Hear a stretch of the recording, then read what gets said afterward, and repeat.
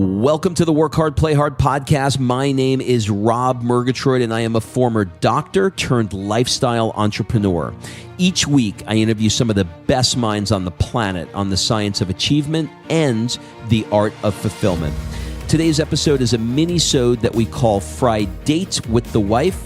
In these mini-sodes, my wife Kim and I deconstruct the strategies that we've developed over the last decade to not only grow personally, but to turn our struggles into lessons and create fulfillment in all areas of our lives.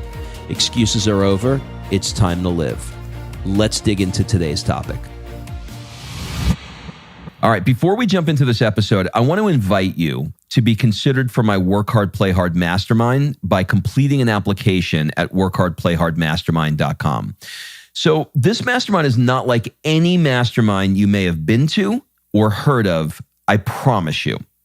This mastermind is for 6 to 7 figure entrepreneurs that are working too damn much and aren't taking the time to have amazing experiences around the world with an incredible tribe of people. So every 100 days or so, I drop you into new experiences that are specifically designed to elevate your thinking, to give you new ideas. Look, you get your best ideas not staring at a computer. And actually, this is the way high-level people really collaborate with each other. They do it over a glass of champagne, watching the sunset in the south of France. So if you are ready to do some fun stuff around the world and really, really want to level up your tribe in one shot, fill out an application at workhardplayhardmastermind.com. We'll jump on a call and we'll see if it's a good fit. All right, let's jump into today's episode.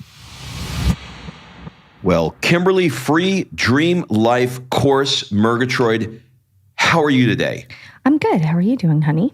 I'm good. So I see that you're distracted right now. Yeah. Why are you distracted? Because I asked you to do something and then hit record? Yeah. I can't imagine why you're distracted. But don't worry, because I'm going to walk everybody through exactly what we want to talk about today where you're finalizing the freedreamlifecourse.com websites. Done. All right. Boom. So while we're talking about it, so you can, we're going to be launching our free Dream Life course, if we didn't say that 32 times already. And if you would like to get on the little VIP list for that, text Dream Life to 310-388-9724. All right. So today we are going to talk about leaving the story behind. Kim and I have a little ritual that we do every single year, and the ritual is leave the story behind. And for context, I'm going to give you some background. I'm going to give Kim a little bit of time to think about what story she's going to be leaving behind, and she's going to get mad at me because she hasn't thought about it properly, and she likes to be well prepared, but that's okay because we're recording this, so she's not going to get too mad at me. All right, so you want to leave the story behind. So what are we talking about? Years and years ago. There's a lot in 2020. Well, okay, but let me give context. So I'm going to give you 2 examples. One year, I had the bright idea to buy a boat, not a boat, but a yacht. It was technically a yacht by like 1 or 2 feet, just to give you an idea, not to show you how fancy I am, but I bought it because I needed to show you how big my penis was, and I had the boat. I couldn't even pull it into the dock. Then I couldn't. That's what she said. Then I couldn't sell the damn thing. There's so many things. You're liking the boat. You're liking the boat. I couldn't sell it, and I couldn't sell it. So wait a minute. So the reason he was selling it is because he couldn't drive the damn thing. And by the way, can we just for a second? He lived in Georgia on a lake.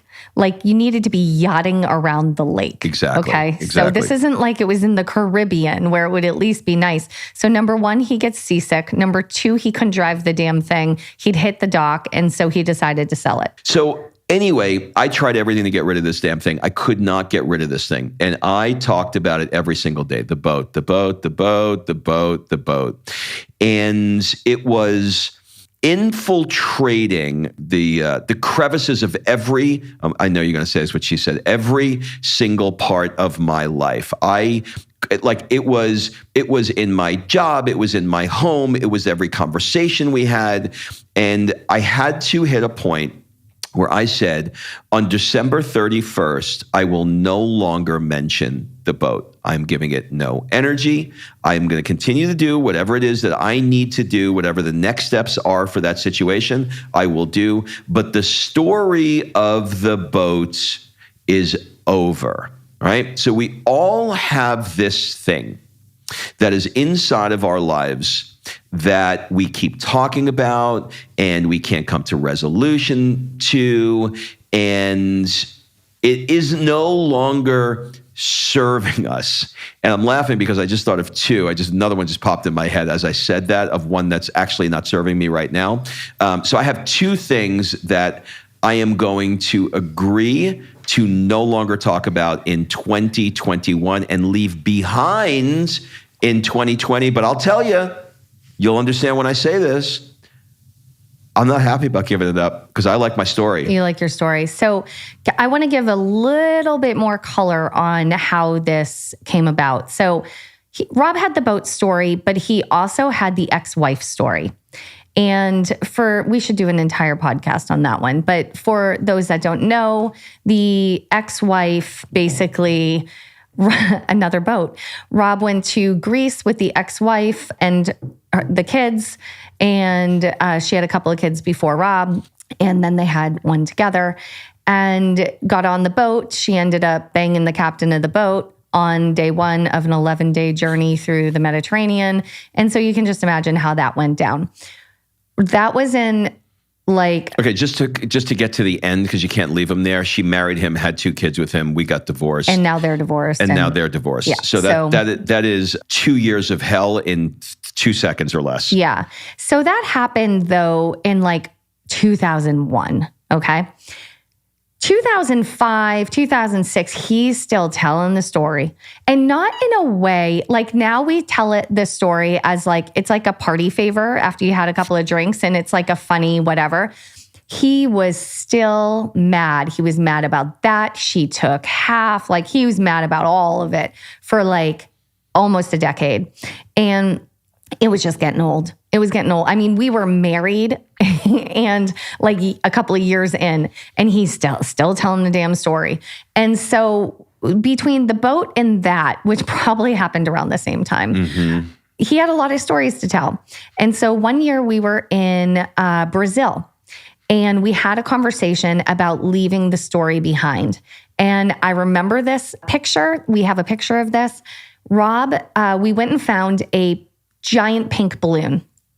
And we went out to the beach, and he held the balloon and he said, "This is what I'm leaving behind." And we were there for New Year's, and he took the balloon and he let the balloon go into the air, and he energetically put the story in the balloon so it would take it away.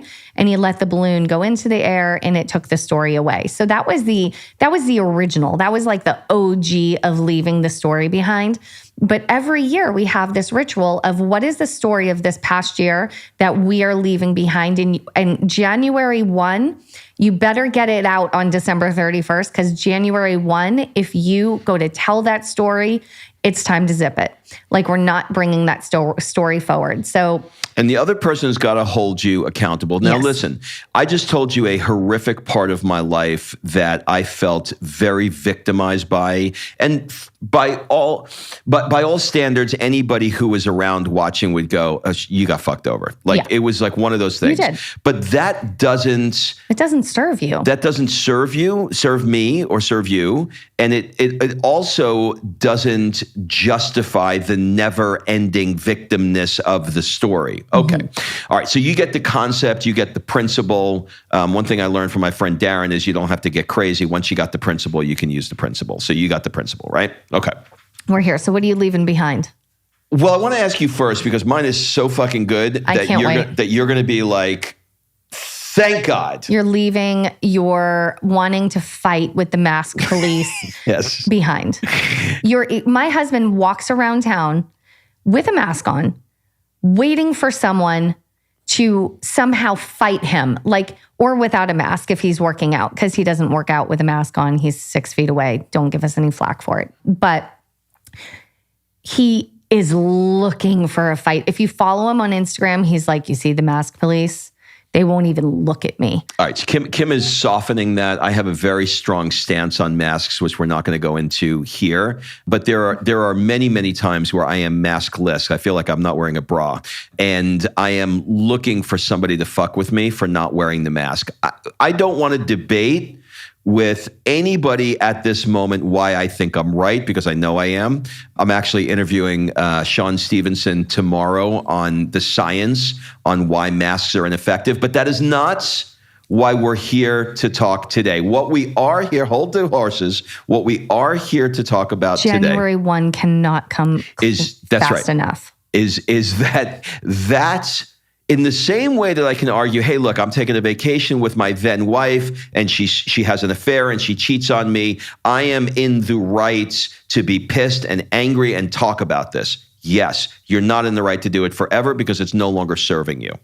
In the same way that this is where I feel strongly about this, I've never ever had a fucking political opinion about anything, and I am looking to find data and evidence around why this shutdown is not a good idea, and I'm using the masks as one of the vehicles. I don't want to debate it. What I want to say is that I recognize this split. One side is, I think I'm fucking right. The other side is so fucking what? Mm-hmm. And I need to let go of that story. That's my first story. You can't tell that one's heated for me. Second story. Can we let it go early? Is there, or is it going to ramp up? I'm actually doing a whole. Is it going to ramp up on the next 8 days? Well, it's not. This is the point. It's not. Like the 8 days of Christmas. Yeah, you're going to ramp up, and on December 31st, you're going to punch someone, and then on the 1st, you're going to let it go. No, but I am making a public declaration, and this is going to be hard for me because even thinking about not bitching about this is giving me angst. Do you know how many times I walk around? I walk around with him and look, I mask, no mask. I'm not dying on that hill. My opinion is I don't actually care at this point because putting something over my mouth, I'm not going to walk into Target. Like I'm not dying on this hill. My husband wants to die on this hill and I can't function. And I'm like, Rob, put your fucking mask on and just walk into the goddamn store. Like I can't do it. I want to be. You want to die on a hill? Die on a hill of like forced vaccination or something like that. Die on something important. Don't die on the hill of putting a mask over my face. Like I can't, I'm not doing it. So this is music to my ears. I can't wait. You guys are going to see me do a dance on January 1 because I literally walk around saying, Rob, put your mask on. Rob, put your nose in. Rob, put your schmeckle in. Rob, put your nose in. Rob, put your mask on. The little one is like, Daddy, put your mask on. Like we can't function with this because he's like, yeah, you see them looking at me. They're looking at me. I'm like, oh, shut up, dude. You're going to end up on TMZ. I know you are. You're Karen on TMZ. You know I'm right here, right? Yeah. That felt good to get that out though. I want to be like Mel Gibson. I want to ride in with stripes on my face with a mask screaming freedom as I ride in. Can you do it on there's a million, I can give you a lot better causes to ride your horse in on. So good. That's the first one. What's number 2? And this is the first year I've done 2. I've always just picked one. I don't know whether it's a good idea to do 2, but there are 2 that have come to mind. And the other one is actually completely different than this one. And that is raising a child is hard. And the reason why I don't want to say the reason why I feel justified in saying it because the whole point of this is the justification is irrelevant. But just for the sake of clarification about why this is an important thing for me, when I have a lot of social proof around me to show that when you are 55 years old, having a child at 6 years old is not the biological place that one should be in unless you're Mick Jagger, okay? Like it is very unusual to have a child in kindergarten while you're collecting Social Security, okay? It just, it defies it. My friends are becoming grandparents, and mine's not even in first grade, okay? So there is this social proof that's around me where all of their kids are now beginning to have their own children or certainly get out of the house. And I'm just beginning. And there's a level of patience that is much harder. There's wisdom, but there's a level of patience that is just harder. When you see an old grouchy old man with kids, it's like, shut up, kids. Like you get, like I'm like a grandfather, but with my own that I don't get to give to anybody else. So that belief of, the chatter in my head when she's going apeshit over something that makes no sense to me, and the chatter in my head is going, I knew at this age I should not be having a fucking kid. Like what? Like this is nuts that I'm going through this at this stage. That isn't serving me.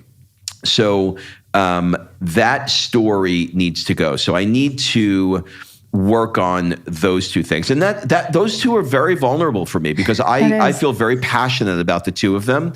But I also recognize ain't serving me. Can I give you some perspective on the second one real quick? Yeah. That might help you. Yeah. So when you're the eldest, right? When our eldest was 5'6". I like how you say eldest. I always say oldest, and eldest is so much more elegant. Yeah. When our eldest was 5'6", you were like 36. Uh-huh. You were exactly the same. Oh. Your patience was the same. Your attention span was the same. It's not a product of my age? It's not a product of your age. That's a story you made up in your head that you're old. So I was a prick back then too? You were a prick back then too. Actually, you know what? You were worse because you were so hyper-focused on work. And it was a big distraction for me. And it wasn't that it was a distraction. You were just so focused on work that you didn't put as much time and energy into it. And, now that being said, listen, this is what Work Hard, Play Hard is all about. And the evolution of your life is the ground, the point zero for this, right? So you were a great father. You did Daddy Demi Day every Saturday and took her out and spent quality time one-on-one. Like you weren't a bad dad. But to say that it was so different than where you are now, it's exactly the same. You just have, Demi was way more quiet to herself.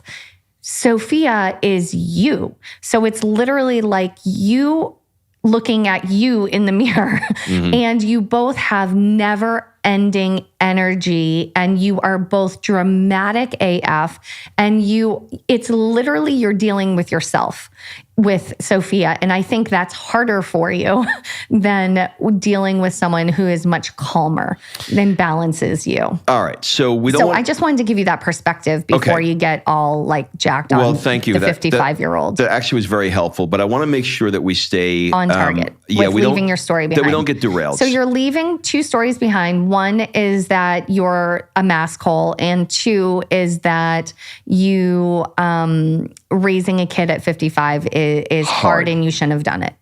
Not that I shouldn't have done it, because we've been down that road. You can't say I regret it. That makes me feel better. No, never. That's not what it is. It's more like I don't have. I don't have patience for this. I knew at this age I can't fucking do this. Yeah. It is completely separate from the child and more with what a child brings. Yeah. Okay. So those are my two. And by the way, I want you to listen to the intensity that I have around this, that she has in noticing that I have around this, and how it is a point of contention. Those are if I said to you, I'm going to leave behind the story that, I can't drink more than 2 40-ounce glasses of water. There's not a lot of emotion in that. Right. There's not a lot of intensity. It's not serving you. You got to find this one. You got to find the one that is really fucking annoying. And if you don't stop this, you're going to have one more year of anger and resentment. And the tentacles that it brings, as an example, with the mask thing, I am looking on YouTube to find evidence to show that I'm right. That's a waste of fucking time. It's a huge waste. That is a waste of time. Does this mean on Sundays you can stop watching all of the crazy shit and I don't have to put that in my brain? Well, you see, this is a really good point, right? How far does it extend? Like I guess it would have to. Because it doesn't serve because you. it doesn't serve me. It doesn't serve you. So, all right. Well, enough about me, my maskness, and my fatherness. You tell me about you. What story? I know I actually have a list. I was just going to say, do you know what's really fun is actually... I actually have a couple of pages here if I can just open them. God. All right. So the first story that you should leave behind.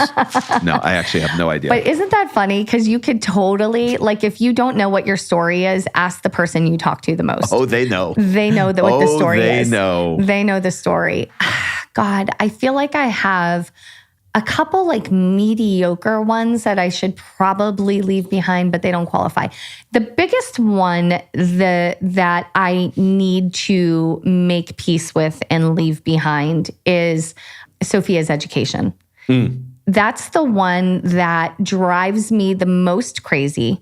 That's the one that I talk about way more than I need to people that don't actually give a shit. And I am probably annoying everybody. So that's... I'm sorry. I'm laughing because yesterday I took Sophia to the park and I was the only one without the mask. And I'm literally having a conversation with this. It's basically when you go to the park in the afternoon in Manhattan Beach, it's all the nannies. So there's not one mother. So I'm like literally with the El Salvadorian women. You know what I mean? From there's like these what do they call those au pairs, right? Pairs. People from all different countries, and barely speaking English, and I'm going, the mask. Oh my God. She's looking at me. She's like, it's a requirement. Yeah. So yes, I understand the idea of telling anybody who will listen your story. I'm sorry, you just made me snort. Go ahead. Okay. So my story with education is obviously, we got put on lockdown. She came home. I'm not a fan of Zoom school. She's not learning anything. She's regressing. So I decided to homeschool. And I am tortured daily by, should she go back to school? Should she go to the Da Vinci School? Should I put her in private school? Should I homeschool? Like this thing, should I world school? Like this thing wraps my brain all damn day. I'd say monopolizes a good 25% of my time and is a waste of time because I'm literally worrying. And there's nothing I can do because I can't do anything. I applied to a charter school that I think would be the perfect fit, but I don't know if we get in until March. But yet I'm still racking my brain, going around and around and around of what to do. So I am going to leave that behind, and I am going to lean into my Abraham Hicks teachings that everything is always working out for me, and the answer will reveal itself when it is time.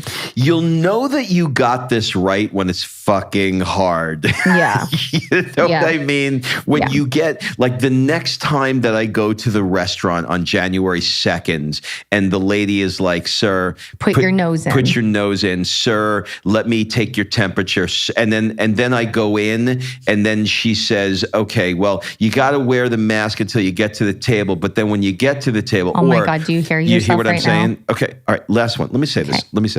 Here's what we got going. I only have until January 1st. Here's what we got going on right now, Cal. I'm going to leave you with this because I know that people listening live in California and people, live in fucking, Bombay, and they're all under different requirements. But I want to tell you. Oh my God. No, they're done. No, save this for Sean Model. No, this is crazy. We're starting early. Oh, look, it's December 31st. This is crazy. I'm going to leave you with this. The restaurants are closed here. Okay. You can't go out to eat. You want to go out to eat. Oh my God. Hold on a second. They're closed. You want takeout? Okay. You can go to the restaurant and get takeout.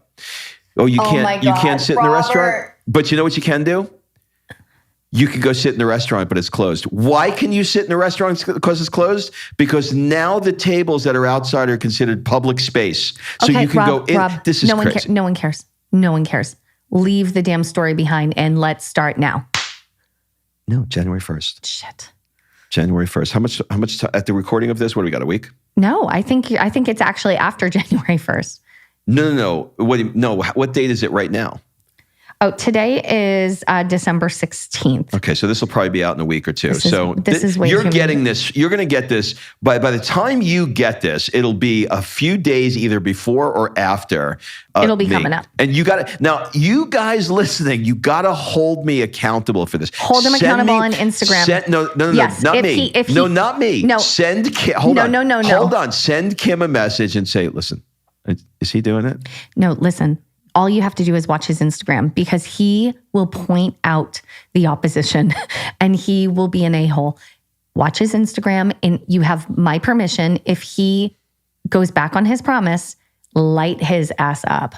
But you know this is stupid, right? This whole fucking thing that they're doing. Stop it. Have a great week, everybody. And goodbye. Happy New Year. Let me tell you one more thing about this. Nope, stop. I'm literally hitting the stop button. All right. Thanks for listening. If you love this episode and you know someone that needs some help in either stepping up their work hard game or their play hard game, it would mean the world to me if you shared this podcast with them to help me get this movement out there. So if you like what you heard, head on over to iTunes, take 30 seconds and leave me a 5-star review and I will be forever grateful. So until the next episode, excuses are over. It's time to live.